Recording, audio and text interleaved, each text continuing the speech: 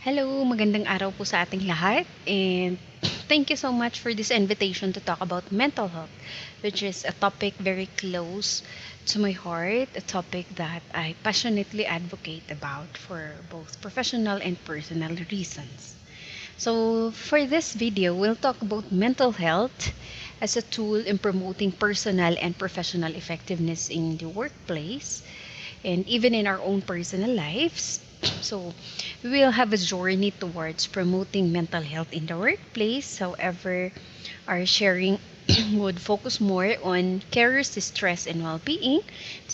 Cole is also Cole is caring for the carers, helping the helpers, and healing the wounded healers. Because in one way or the other, as students, as friends, as family members, as teachers, we care for others. We extend our care for others, and in doing that, no, we get wounded along the way, or we have also our own psychological wounds, yet we still offer help to others. And that's part of being human. However, let's not forget to talk about uh, our own well-beings. And when we do that, then we could also advocate for the same among our colleagues, and that's how we could provide mental first aid or psychological first aid also to our friends, family members, and colleagues.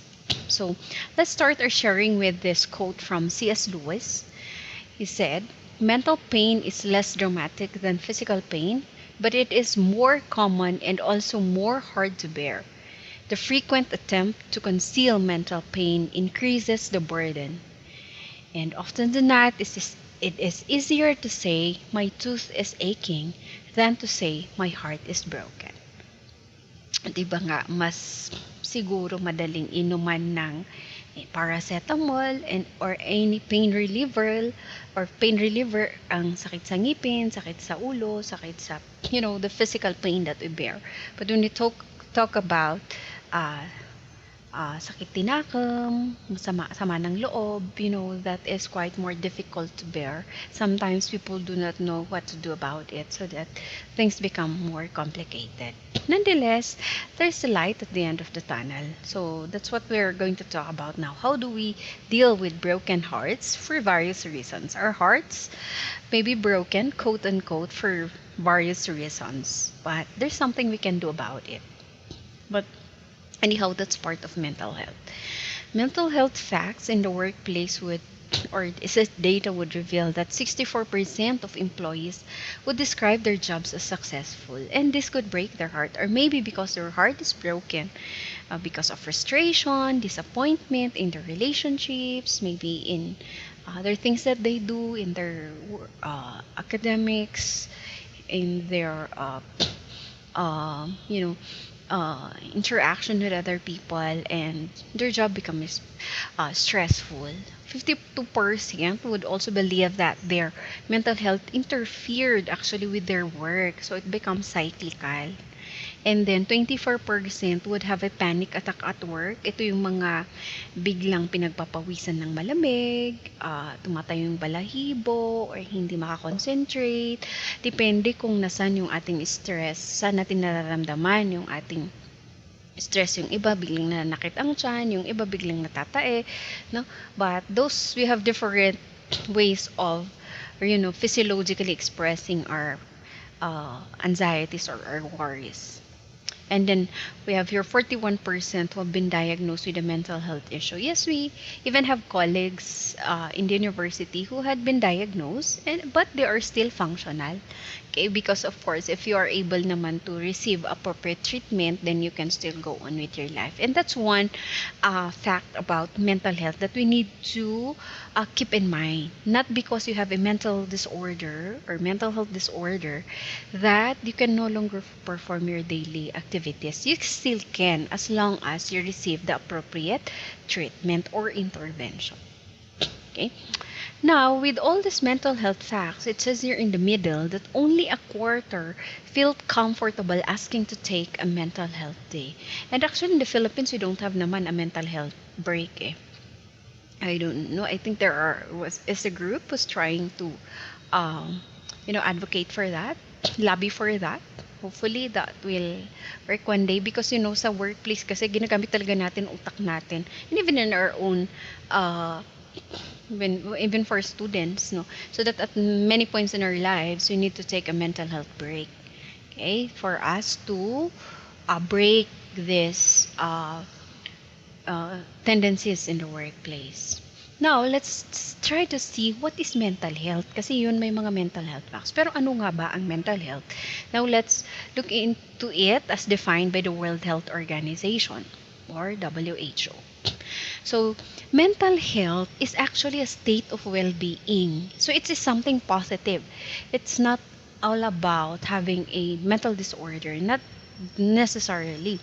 Okay, so it's a state of well-being where a person is able to realize his or her own abilities or potentials. Pero para ma-realize niya yan, una, maniwala siya sana na meron siyang abilidad, na meron siyang worth. Okay?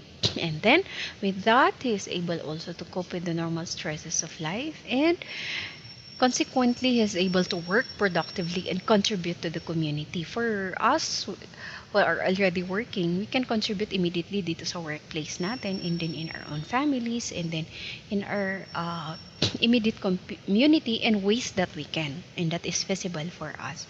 But you see, the very first criteria there is that we are able to realize our own abilities para naman makapag-contribute tayo sa ating community, and we can cope with our the normal stresses of life, because no life is perfect. Talaga namang meron at meron tayong may experience na di maganda sa buhay, and we need to deal with that.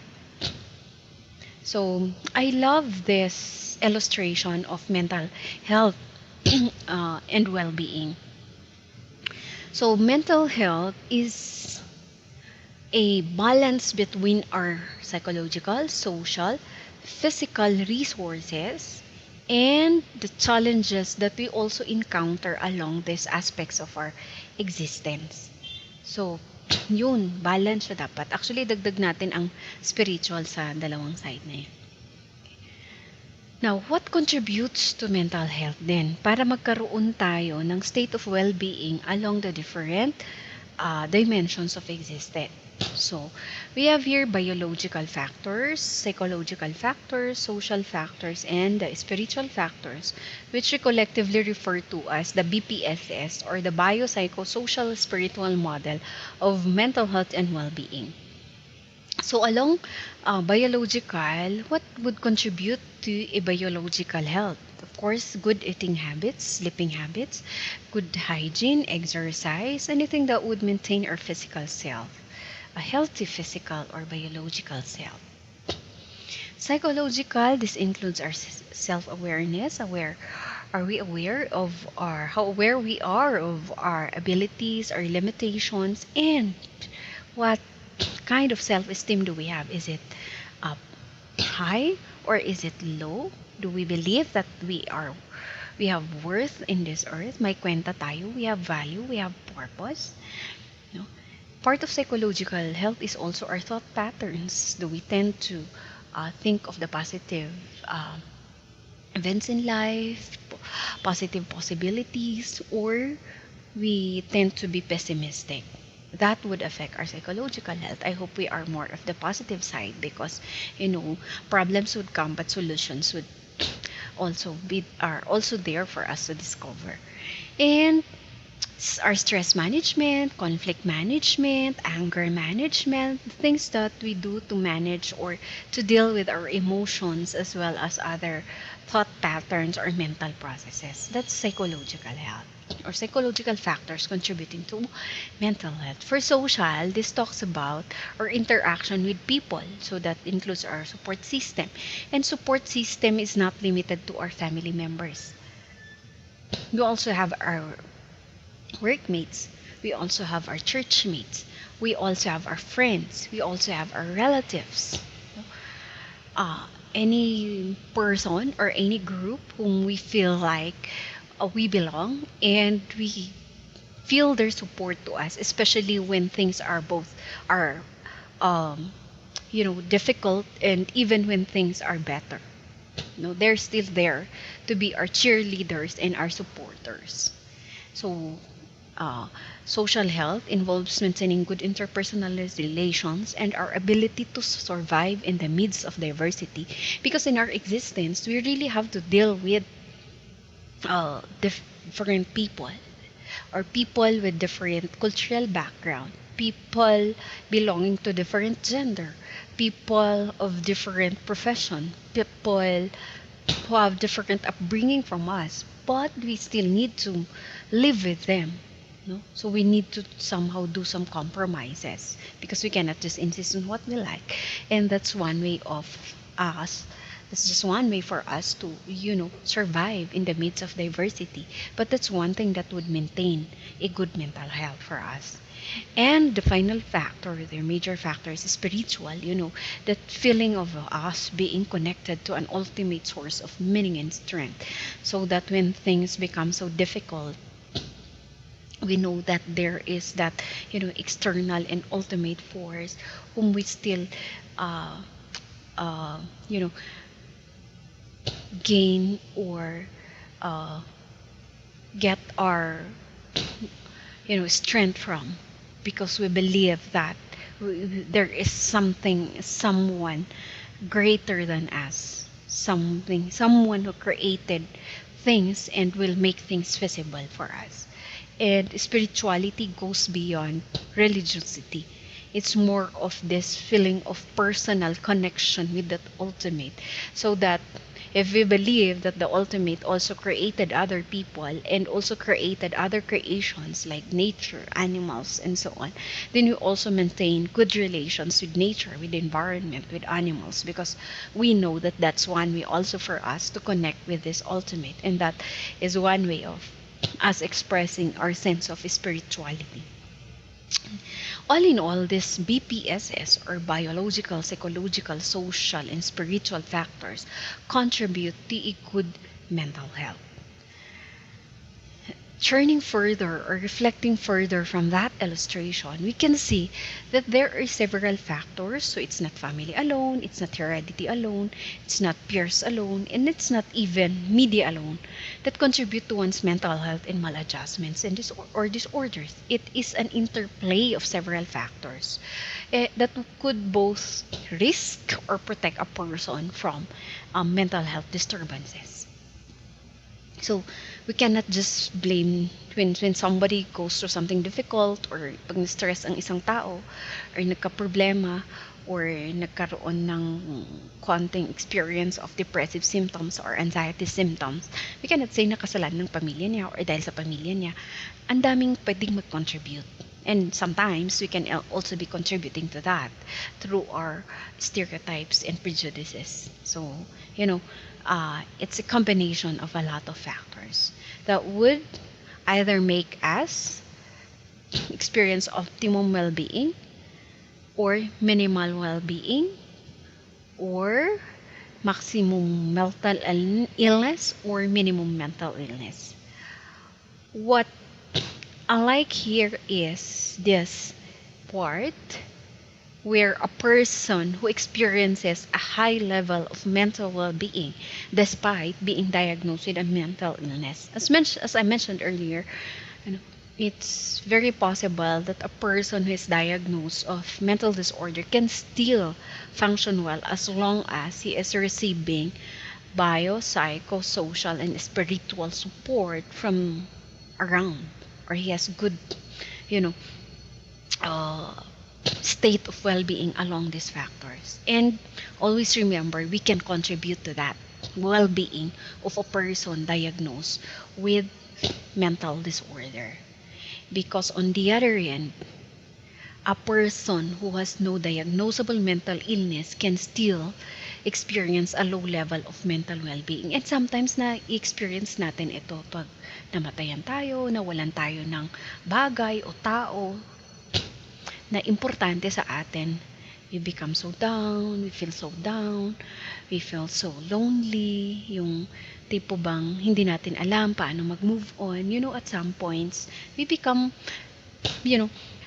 angry, we become frustrated, and sometimes it's difficult already to concentrate, hindi tayo nakakakain, hindi rin nakakatulog. Pero importante sana from that, mag-move on tayo towards being a person who has a high level of mental well-being, who has no mental illness. Because mental health runs in a continuum. Okay? So it's not either you're okay now and then bukas mentally ill ka na. Hindi. So it's a continuum from you being healthy to a reacting person, or a person reacting to critical incidents or unhappy events or not so good things happening around, so that we may feel irritable, we lose motivation, we lose focus, we have difficulty sleeping, we experience muscle tensions, it's difficult for us to have fun, no? Because we react to yun nga, transient distress or loss of functioning, because of many stressors. Pag napabayaan yan at hindi natin, ginawa ng paraan, pwede tayong maging mentally injured. Or pwede rin from healthy, ma-injure agad. Lalo pag, we are in the midst of life threat. Yung mga nasa war zones. Lalo na pag kunwari, kahapon, it was very peaceful. Then in the middle of the night, biglang, nagkaroon ng war or nagkaroon ng volcanic eruption. Siyempre, bigla ang war threat yun sa buhay nila. So they can move from healthy to injured immediately. No? So, pero pagod na pagod sila agad, nagkakaroon ng inner conflicts, mabubuhay pa ba ako or hindi, yung ang daming nawala na sa kanila, yung tao, ari-arian, and so on. You can just imagine how difficult to that be. Pati yung mga nawawalan ng kamag-anak or ng bahay or any possession or loved ones because of landslide dito sa atin, sa Highland. They can be mentally injured for quite some time. And they may result to dito panic, rage, excessive guilt, or what we call the survivor's guilt, not feeling normal, nawawala yung sense of purpose, meaning, or hope in the future. And we describe that as being mentally injured. Pag naagapan, pwede kang bumalik sa reacting, then back to being healthy. Pero pag napabayaan ito, tumagal siya, especially within 6 months, walang nagproseso, walang tumulong sa'yo, you really are so lost already. You can experience being mentally ill, like experiencing post-traumatic stress disorder, depression, anxiety, nagiging dependent ka na sa alcohol, or nicotine, or any other substance. Okay? So, may get diagnosed with a clinical mental disorder because of unhealed stress injury causing life impairment. So, nagpe-persist yung symptoms, tumatagal yung symptoms nandito sa injured. So that you experience severe distress, tapos hindi ka na talaga maka-function sa work, so you really had to file for leave. So, yung mga estudyante, ito yung mga ina-advise na namin to somehow file for a leave of absence muna kasi kailangan munang maggamot, kailangan mag-therapy para bumalik sa pagiging healthy. And let me just emphasize na from illness, hindi ibig sabihin na mag-stay ka dyan. Pwedeng bumalik ang mga mentally ill to being mentally healthy. Remember yung earlier nating illustration kanina. As long as they receive appropriate assistance or treatment. Okay? So, this is another way of presenting the mental health continuum, applying yung concept of positive psychology. So, a person could be in crisis and pwedeng mentally ill. Could be, and then they struggle for quite some time. And they are injured at this point in time, then they become unsettled, going towards striving, and then eventually they develop an excelling well-being or mental health. So that's the continuum of mental health. However, ano yung mga nagiging roadblocks natin to an excelling well-being or optimum mental health? Dami nating pwedeng maging roadblocks, lalo na tayo na nasa school setting. We have the experience of burnout, yung feeling natin mas mataas or mas matangkad pa yung mga kailangan nating gawin kaysa sa atin. Okay? So, is usually accompanied by a high degree of negativity. Hindi ko na to kaya, ayaw sa akin na ng boss ko, yung burnout na burnout ka na yan. Then you feel like you're dragging yourself to work already. And then, dahil sa, we try to extend our understanding, our patience, our passion to the people you work with.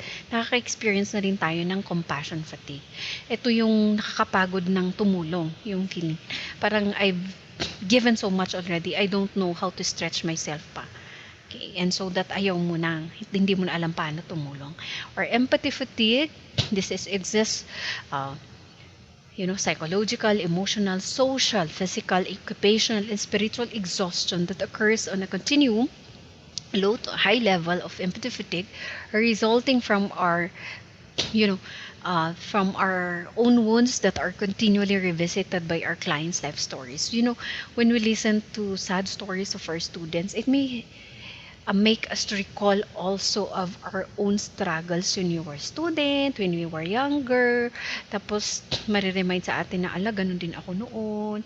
Tapos, kunyari pa, may issue ka sa parents mo, or sa friends mo, or sa teacher mo, na hindi na resolve, and then ayan, there comes the student na ganun din yung same na concern, nare-revisit yung dati mong issues. So yung wound mo na akala mo or yung sugat mo na akala mo nag-heal na-open na-open, it could result to empathy fatigue, because yun nga, we are able to like put ourselves in the shoes of that client or that friend or that student, at hanggang sa nakakapagod na rin, kasi yun nga, dumudugo ka na rin, quote unquote.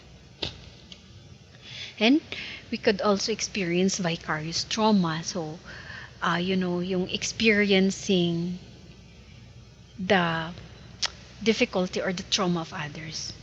At some points, may mga estudyante tayo na mag-share sa atin na they were victims of abuse. Tayo naman, hindi natin na-experience yun.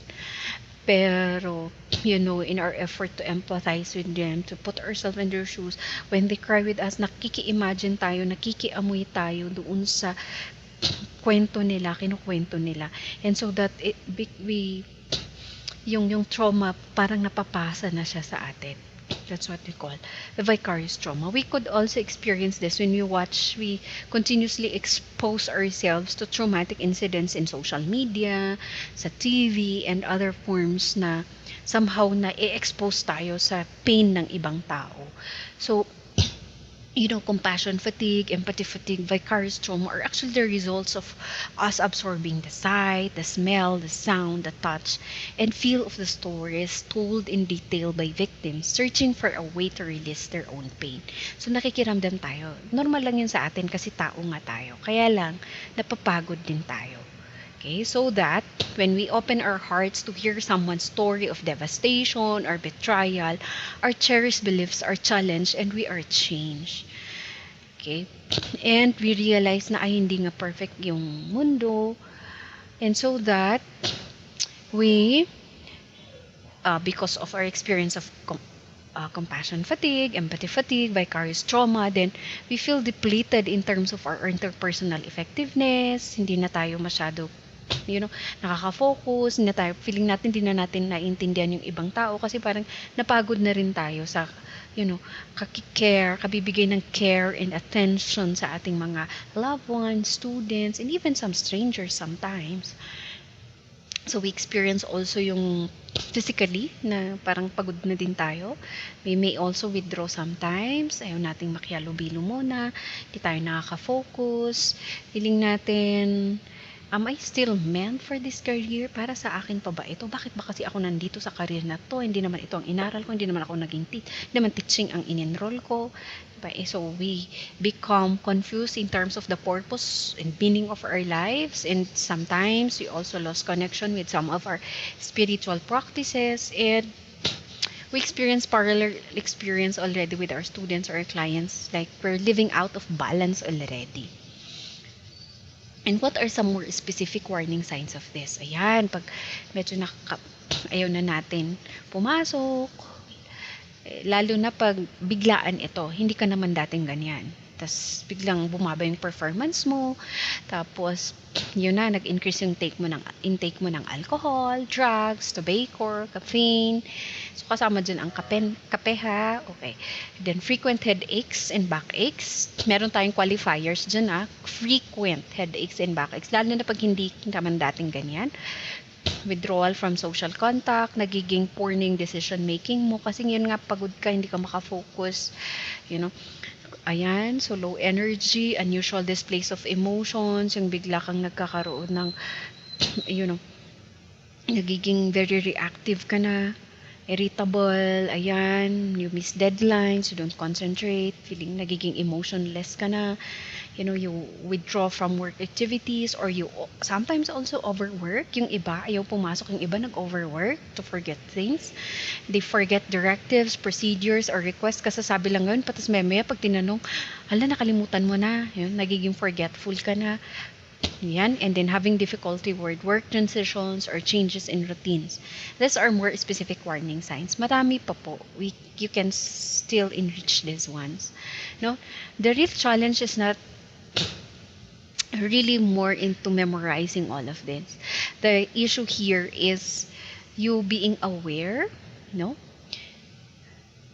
How aware you are and how active you are in dealing with and attending to these issues. So, pinresent ko yung mga yon para sana maging aware tayo kahit papaano. Now, ang susunod, paano tayo somehow bumangon pa din, continuously, like realize that sometimes God will put a Goliath in our lives for us to find the David within us. Okay? So, how do we survive these roadblocks to our well-being? So we have here an ABC of addressing vicarious trauma, our mental health challenges. We have to be aware, no? For letter A, so we be attuned to our own needs. Namimit pa ba natin yung needs natin? Ano bang mga kasarili nating issues para pag nakinig tayo sa issue ng iba, we still know how to draw the line between your issue and the issue of others. Hindi mo na pagpapalit kung sino ka na at sino yung client mo. The limits of what we can listen to, how we can help, para alam natin kung i-refer na ba natin sila. We be attuned also or be aware of our emotions and our own resources of the BPSS, biopsychosocial, spiritual. Alin dun yung medyo kailangan mo din i-enhance para kahit papaano tuloy-tuloy pa rin yung good mental well-being mo. And then, so let's practice mindfulness and acceptance regularly. Be mindful of what you do, what you eat, because that's your way of connecting with yourself. So let's listen also to our body, mind, heart, and spirit. To our body, pag sumasakit na yung ating mga likod, ulo, then our body is telling us to take a break and do something else, like do some breathing exercise, take a break, go for massage, go to the spa, or i-treat mo yung sarili mo. Be aware. Sabihin naman sa'yo yan ng sarili mo. Hindi ka nakatulong, hindi ka nakakakain. Then your body is telling you, or your mind is telling you, your heart or your spirit is telling you need to take a break. Okay, so take a break. Go for a trip. Go for whatever things you can do. Meron tayong mga tips later on that. So, yun, kailangan nating regularly gawin ang mindfulness or well-being check. And let's do that through this short test that I prepared for you. It's the World Health Organization Well-Being Index. This is a 5-item test, no? So please indicate for each of the 5 statements which is closest to how you have been feeling, remember, over the last 2 weeks. And notice that the higher numbers would mean better well-being because we use this scale. So 5 if you feel that the statement is true to you all of the time in the past 2 weeks, 4 if most of the time, 3 if more than half of the time, 2 if less than half of the time, and 1 if it's just some of the time. So we have here the 5 statements. May I read it for you? First, over the last 2 weeks, I have felt cheerful and in good spirits. Item number 2. Over the last 2 weeks, I have felt calm and relaxed. Item 3. Over the last 2 weeks, I have felt active and vigorous. Item number 4. Over the last 2 weeks, I woke up feeling fresh and rested. And then finally, over the last 2 weeks, my daily life has been filled with things that interest me. Okay, so I hope you have your answers for each item already. So let's score it guided by this scoring index. So just get the sum total of your ratings in the 5 items. So your score would range from 0 to 25. So 0 there would represent worst possible well-being, and 25 would represent the best possible quality of life. Now, to obtain a percentage score of your well-being that's ranging from 0 to 100, the raw score can be multiplied by 4. So if your raw score is 20 multiplied by 4, then that's 80%. So a percentage score of 0 would represent worst possible, whereas a score of 100 would represent best possible quality of life, and we aim for 100. But at some points, we may be 80, we may be 90, no? But ang importante, i-monitor natin yung change. So in order to monitor possible changes, whether nag-improve or medyo nag-worsen yung ating well-being, let's take the test every month maybe, so that makes it regular. So we use the percentage score when we monitor. So a 10% difference, so a 10% decrease or increase would indicate that there is a significant increase or decrease in our well-being. So that's an awareness check, well-being check that we can do every so often. Okay, the test can be downloaded actually from the WHO website or just anywhere in Google. You just search for WHO Well-Being Index. So that's a short activity for awareness of addressing vicarious trauma. Now for B, let's go for balance or maintaining balance among the things that we do. That's between our work, our playtime, and our rest time. And what is important here is inner balance. Hindi naman ibig sabihin na you have equal amount of time along all this, kasi talaga naman yata baka talagang mas malaki yung ating work time because we need it to survive, no? And at some points, lalo na pag exam period, computation of grades, talaga namang dumadami. Tapos isabay, dumadami ang time natin for work. Lalo na pag sumabay pa ang accreditation, audit, lahat na ng ibang ginagawa sa university. But nonetheless, importante, may inner balance na, we have to also be mindful of our priorities. And as long as we're happy with the choices that we make, we know that yung quality of time that we spend with our family, or the time that we spend with our family is of quality, yung bang we really are there with them, then let's forgive ourselves for sometimes that we really have to prioritize also work. At the end of the day, sometimes we do that for them. But, pag alam naman natin na halos wala na tayong oras sa kanila, then let's do that mindfulness check and go back to being balanced. Like, balik ba ulit na sana yung Sundays is mainly for family, or starting from Saturday evening, or even after work, is that all for family? Depende kung ano yung mag-work sa atin. What is balance for one may not necessarily be balance for the other because you are uniquely situated. Yun lang yung tandaan natin dito, because we're talking here more of inner balance. And then, if it's quite difficult to balance things out, pero subukan natin, no?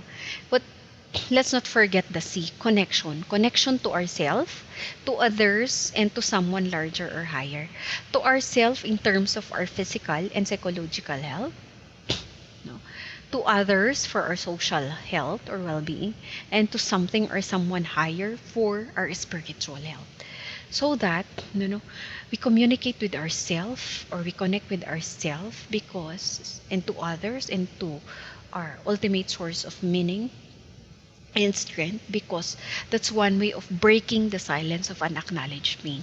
Sometimes it's healing already to have time for ourselves and reconnect with ourselves and think about our priorities, our plans, our goals. How close are we already? How are we already in terms of our values, our principles?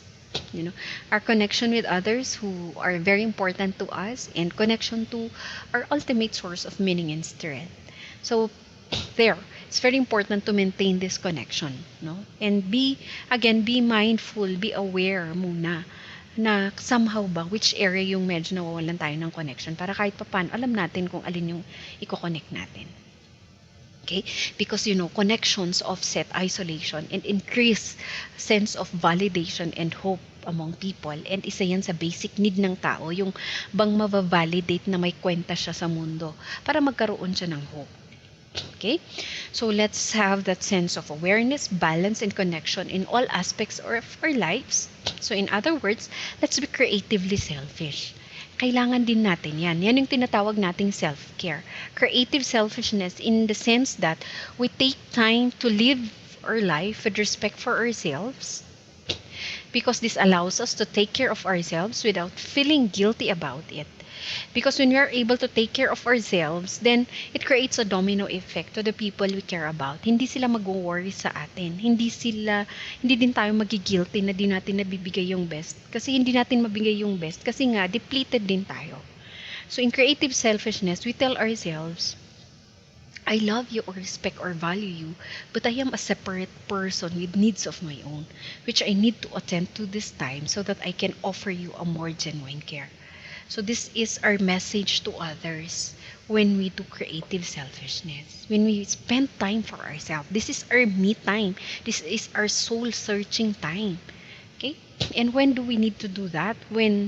First is when the idea of taking time for ourselves is so foreign. You needed somebody to tell you that, oops, you need to take a break. You need to care for yourself without feeling guilty about it.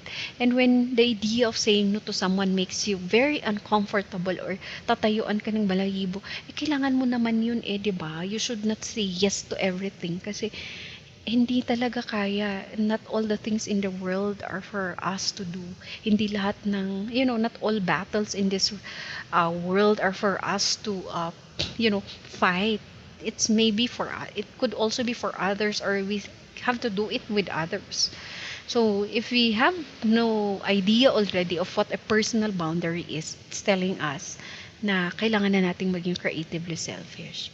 So there, we need to be creatively selfish, and tell ourselves that when I come up against someone who called me out for seeing to my own needs, I remind myself that if I don't love myself or take care of myself, and if I don't listen to my own inner guidance and intuition, then I will reap the consequences, which would be getting sick, which will also, of course, affect negatively the people around me.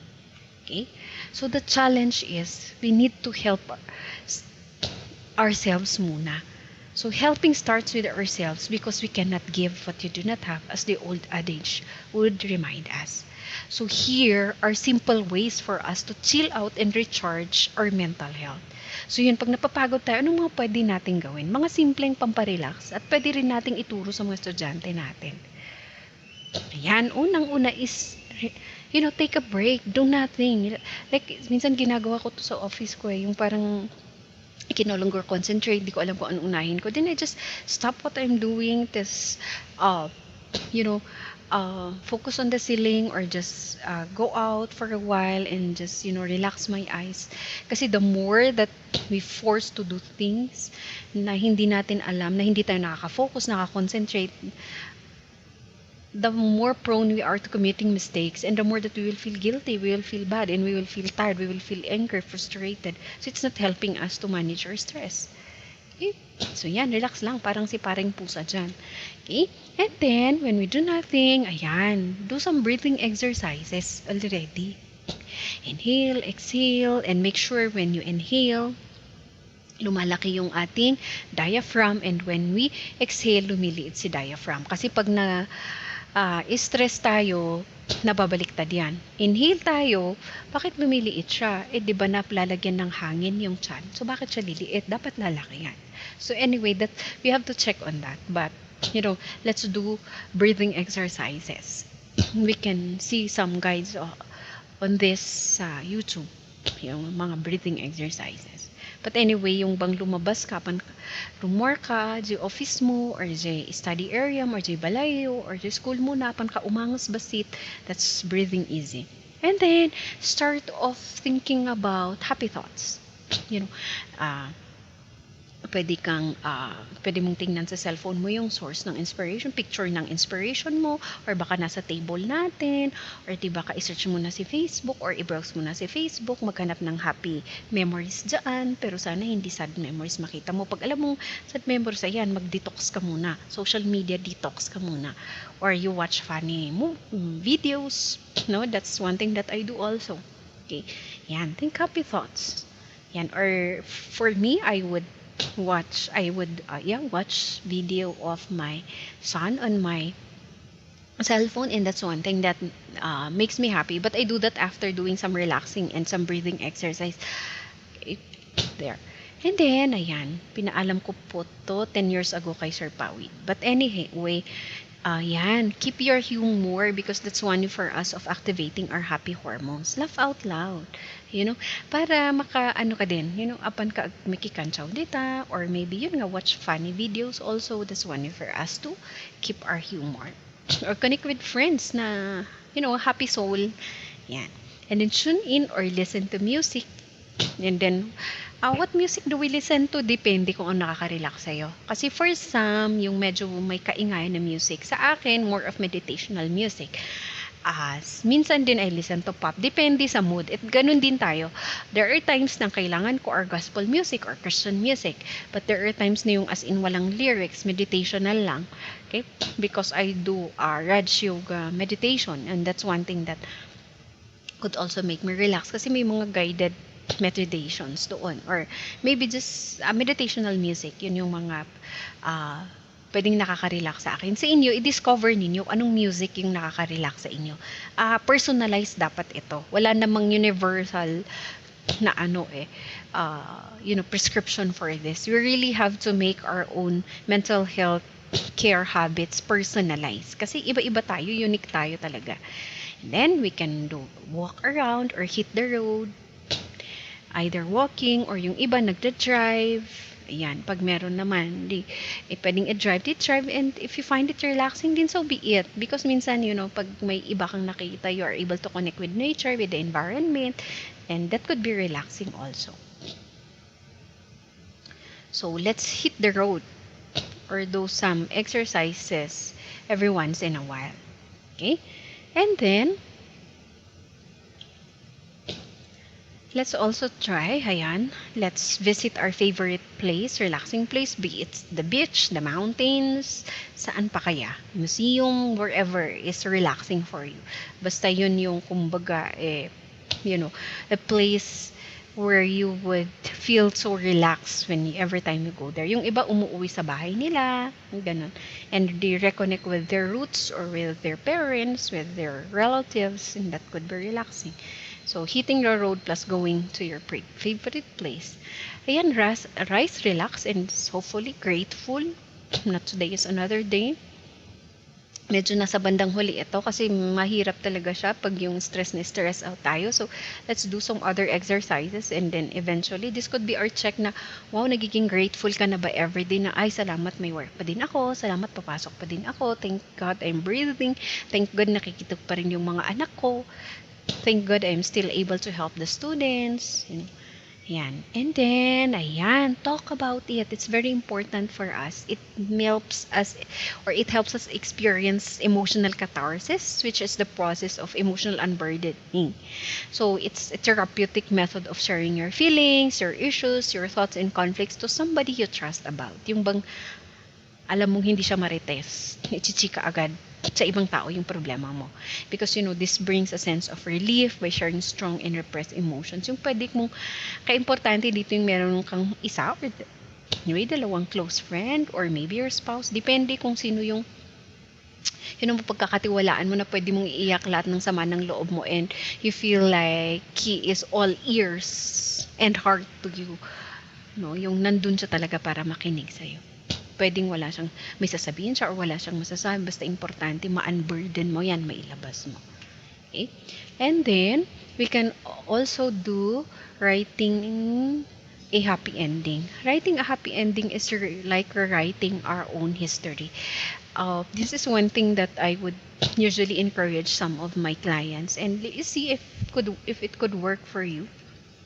You know, our life is like chapters of a book na um, you know, there are parts of our lives na naging part na ng history ng buhay natin, pero let's not get stuck with what happened in the past, in the history, because life or chapters of a book doesn't happen that way. We can continue writing the story of our lives ngayon na we're adults. We can have more control, maybe not really in total control all the time, but at least we are in control as to what we do in terms of our goals, in terms of our priorities. Yeah, because sabi nga dito, life's journey is a gift, it's not a given, and we never truly know how long that journey will last. All we can do is decide how it could unfold. And if you have that very good spiritual connection, and we believe that things will unfold according to how things are planned, then it would be help. Let's write a happy ending about our life stories. Or for some, pag kaya, then you draw your worry. This could be an artistic way of expressing it, getting it off your chest. And after you draw it, sunugin ninyo, wag niyong ipunin, kasi wag niyong ipunin lahat ng mga nega vibes. Ang ipunin natin are the happy endings, the happy parts of our the chapters of our life, or maybe pages of the art book of our life. Depende kung ano yung creative way mo of expressing yourself. But yung iba, they compose songs, or they they compose songs, they do their blogs, basta or they dance it away, they sing it away. Depende kung ano yung way mo of expressing yourself. Okay? And very important for me, if life gets too hard, always remember there's just less than a meter distance between your knee and the floor. So we could kneel down and seek for ultimate guidance. Okay? And things could be more bearable with His help. So you see, we do not need to tame our life ups and down to tame stress. A lot of people would say that they are too busy to stop and deal with stress. However, there are a lot of simple activities that I mentioned earlier that we can do anywhere and do not have to take more than a few minutes, that could stop the stress response before it goes down out of control. And this is yung mga simple ways to chill out and relax. Those are our mental health first aids actually, na pwede natin gawin sa sarili natin, i-share sa iba, and let others also discover some other unique ways. And let's keep learning from each other. Okay?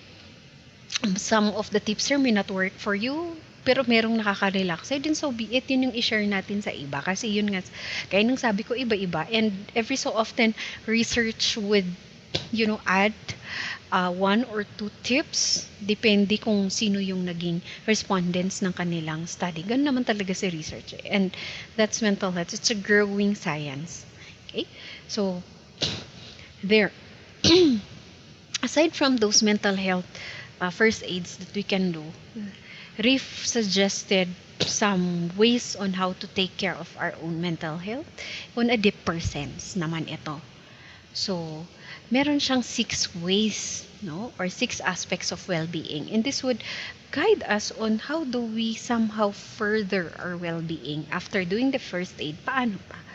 Okay, natin palalimin yan. So, first is self-acceptance. Self-acceptance is accepting both our pros and cons as a person, our positives and negatives, our strengths, our weaknesses, our limitations, as well as our assets. Okay? That's part of our existence. But it doesn't mean to say that we stop there. We keep growing, we keep discovering. Part of self-acceptance is us believing that there is still something that we can develop, that there's still something that we can offer. And second aspect is for us to always have that sense of purpose in life. Sana yung pagpasok natin sa work natin, hindi siya puro trabaho lang, yung nagiging mechanical na lang tayo. We see purpose in it so that we do things with passion. And then environmental mastery has something to do with us getting familiar on how to do things in our environment. Like, kaya dito pumapasok yung kailangan nating i-orient yung sarili natin. Anong gagawin pag accreditation, anong gagawin pag exam, anong gagawin ngayon na nag-transition na tayo to blended learning. You know, yung kailangan nating i-orient yung sarili natin sa mga bagong paraan ng paggawa sa dati nating mga kinasanayan. It's time for us to keep unlearning, relearning, and learning new things, no? Para ma-master natin yung environment natin. Because when we don't have that sense of mastery dun sa ating environment, we feel like we are not in control of our environment. We are not in control also of our lives. And that's a risk, big risk to one's mental health. Yung nawawalan ka ng sense of control. And then, of course, very important that we do our best to maintain positive relations with others. That includes our family members, our friends, church mates, workmates, supervisors, subordinates, as long as ibang tao yan. Kasi 'di ba pag meron kang hindi or meron kang kaaway or ka-conflict, it also affects yung focus mo, concentration mo, yung mood mo. And if that goes on and on, at lagi mong nakikita yung taong yan, it ruins your mood, your mental status every day. And then, let's keep seeking for personal and professional growth. Keep learning new skills, new hobbies, basta maghanap tayo ng something new for us to learn. And then, I hope that we still have that sense of independence, sense of, deciding for our own life, that sense of autonomy. Kasi gaya ng similar to that sense of control, sense of autonomy is very, vital to one's mental health. Yun bang hindi ka nakokontrol ng ibang tao in terms of the decisions that you make. Because if you feel like you cannot do things on your own, you keep relying on others, it's not good for your mental health kasi hindi mo nare-realize yung potentials mo. Hindi ka nakaka-cope sa normal stresses of life kasi naka-rely ka sa ibang tao and you cannot contribute to the community and even in your own workplace kasi yun nga, hindi mo alam gagawin mo pag wala yung ibang tao. Okay? Na magsasabi sa'yo kung ano yung gagawin mo. And so, you don't have that sense of autonomy. And that's a risk for your mental health. So these 6 are the different aspects of well-being according to the psychologist Riff, which we need to regularly check. Actually, meron siyang well-being scale. You can search it in Google and take the test and see how will that help you also in, regularly checking your sense of well-being. And I hope as you do that, you would, and with our sharing this afternoon, we would, and as we keep, practicing some good mental health practices, we would realize that rock bottom will teach us lessons that mountain tops never will, and it even gives us more sense of direction. So let's keep advocating for mental health and well-being in our own workplace and even in our personal relationships. No, and in the workplace, how do we somehow advocate for mental health in the workplace? First, I hope we don't see the person only dun sa kanyang mga pagkakamali. Huwag tayong maging fault finders. So, okay, we see the whole person, both his abilities and then his limitations. In terms of the limitations, then how could we help that person also maximize yung potentials niya or overcome yung kanyang mga limitations? Then offer support as much as possible if we think that someone is struggling personally in terms of mental health or in terms of some problems or in terms of physical problems. No, tingnan natin paano tayo mag-offer ng support. And then let's challenge misconceptions. So let's speak up if we hear a coworker spread stereotypes and myths about mental illness or mental health. Kaya inauna sa discussion natin yung introduction about what mental health is all about. So let's challenge misconceptions about mental health, and then let's mind the words that we use. So let we use respectful language and avoid labels like crazy, unstable, depressed. Unless that person is diagnosed, then actually we cannot even label them as depressed people. We call them as people suffering from depression. So we separate the person from the disease because they are victims of the disease, and then eventually they can become survivors also. Okay, so that's how we can help, uh, you know uh, that's how we can help somehow advocate for mental health in the workplace. And when we do that, no, let's learn from this word from the wise that working hard for something we don't care about is called stress, but working hard for something we love is called passion. And we can be an instrument for a, replenishing the sense of passion of the people we work with. And then always remember that our present circumstances don't determine where we go, they merely determine where we start from Kiben. And ito din, ang utak natin ay hindi basurahan para pag-ipunan ng galit, pagkamuhi at selos. Ito ay sisidlan ng kayamanan gaya ng karunungan at masasayang alaala. So again, huwag gawing basurahan ang utak kasi you don't deserve that. So for this summary, I just challenge you to watch the Desiderata. Okay, the Desiderata in YouTube, and reflect on the lines because it makes us reconnect with our nature as good persons. So with that, at the end of the day, I hope we would always say, Dear God, thank you for your countless blessings, including for my good mental health, and keep me also advocating for mental health of others. Maraming salamat for the opportunity to share with you something on mental health, and I'll see you around.